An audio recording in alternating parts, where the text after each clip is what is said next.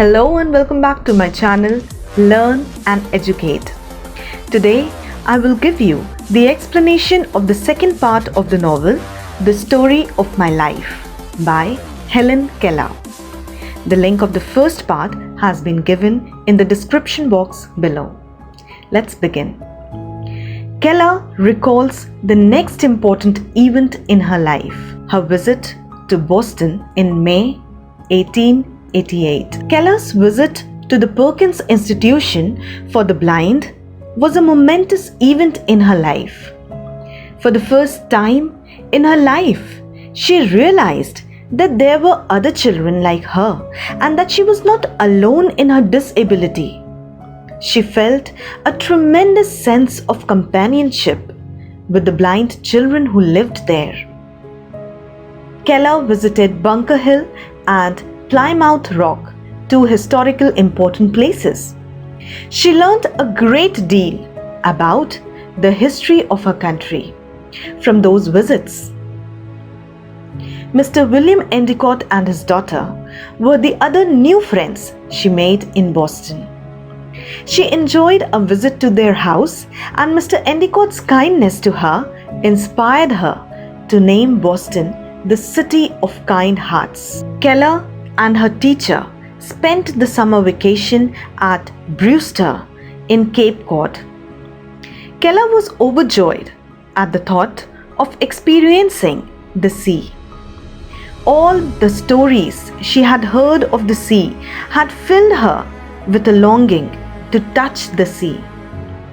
No sooner had she put on her bathing suit than she leapt into the water. She lost her balance and found herself being tossed here and there by the water while she desperately flung about for support.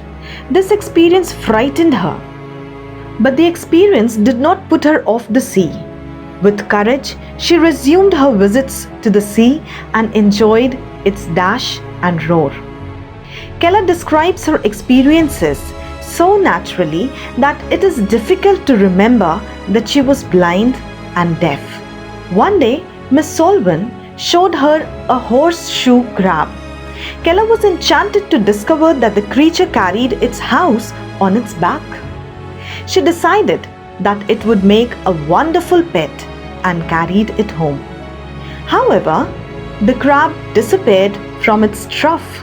Although Keller was upset at first, she soon realized the cruelty of keeping the creature out of his true home, that was the sea.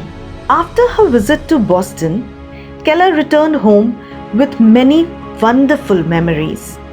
She spent the autumn with her family in their summer cottage on a thickly wooded mountain.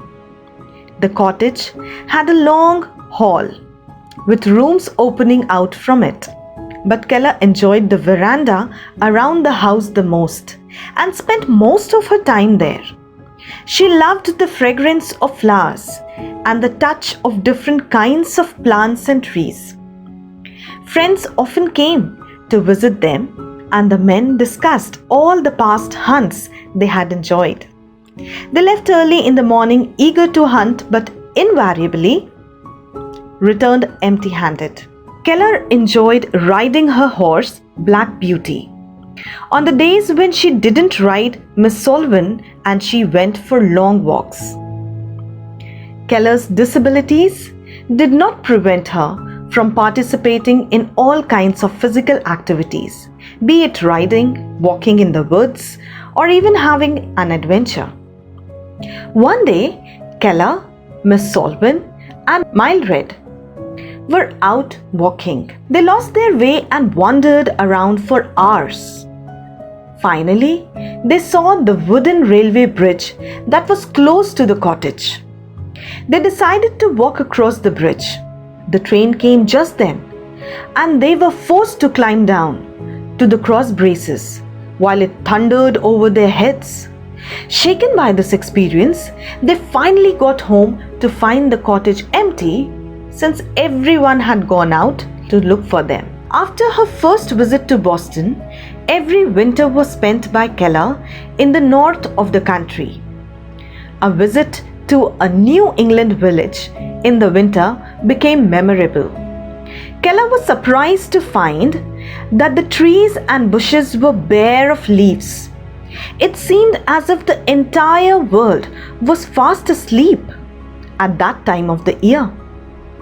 Then it began to snow, and Keller saw a very different landscape.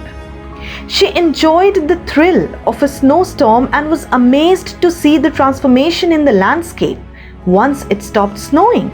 Everything was as still as a painting and looked beautiful in the light of the sun.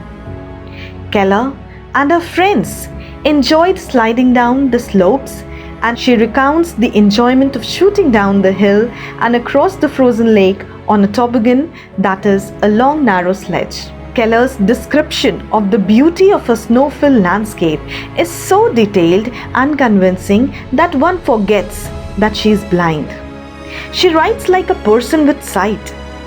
This shows the eagerness with which she must have grasped the descriptions that her teacher must have spelt in her hand. In the spring of 1890, at the age of 10, Keller learned to speak. Her inability to hear had prevented her from speaking. The arrival of Miss Sullivan had taught her to communicate by spelling out words on a hand.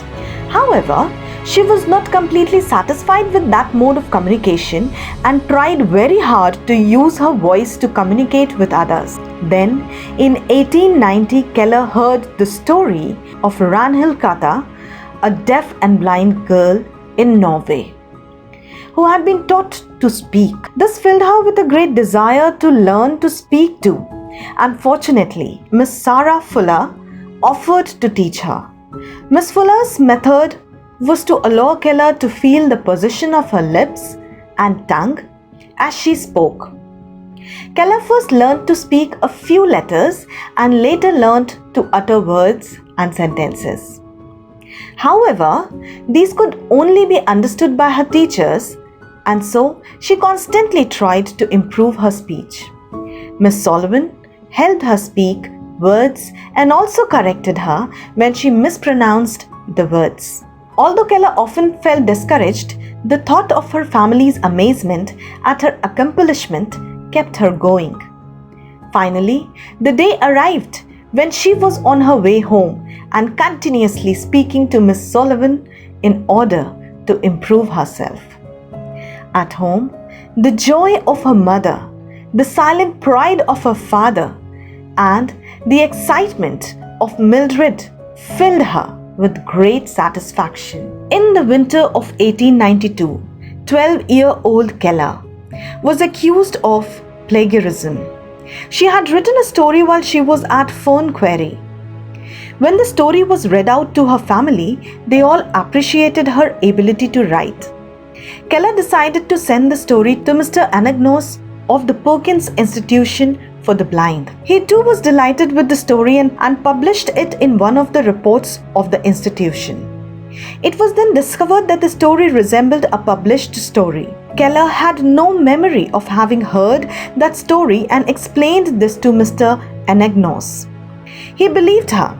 Then Keller talked to a teacher who became convinced that the girl was aware of the published story and had deliberately copied it. This turned Mr. Anagnos against Keller. The young girl was produced before a court in the institution where she felt the disbelief of the investigating teachers. Later, Miss Sullivan's investigation revealed that when Keller was staying at Cape Cod, the story might have been read to her, and she reproduced it in different words. But this was done unintentionally and without any intention to cheat. Every time Keller sat down to write anything, the fear of unconsciously stealing the words of others prevented her from continuing. Her teacher did much to encourage her, and it was due to Miss Sullivan's support that Keller wrote a brief account of her life for Youth's Companion. 1893 stands out in her memory because of her trips to Washington, Niagara Falls, and the World's Fair in Chicago. Her enthusiastic descriptions of whatever she saw at the World's Fair shows her interest in scientific and historical achievements. It is obvious that even as a girl, she tried her best to gather as much knowledge as possible from the experience. Keller's intelligence and thirst for knowledge shine through the descriptions. Keller was awestruck with the majesty of the Niagara Falls. Even though she could not see them or hear them, the trembling of the earth and the vibration of the air conveyed the power of nature to her. Since she was very receptive to such sensations, she was able to conceive the scene. For the first time in 1893, Keller began studying various subjects in a regulated manner. Till that time, her studies had not followed any regular pattern. She had learnt more. She had learnt some French on her own and could read French books. She had also read poems by her favorite poets aloud to Miss Solvin in order to improve her speech. After her visit to the World's Fair, Keller and Miss Solvin were staying in Pennsylvania. There, a kind neighbor, Mr. Irons, offered to teach her Latin. Although she was at first reluctant to study Latin grammar, she soon began to enjoy the experience. She found herself eagerly looking for words she knew in Latin passages. Keller also recalls reading Tennyson's In Memoriam with Mr. Irons, and she wrote about the beauty of Latin and the pleasure of learning a new language. So this was the second part. Stay tuned for the third part, and yes, don't forget to share, like and subscribe. Thanks for watching.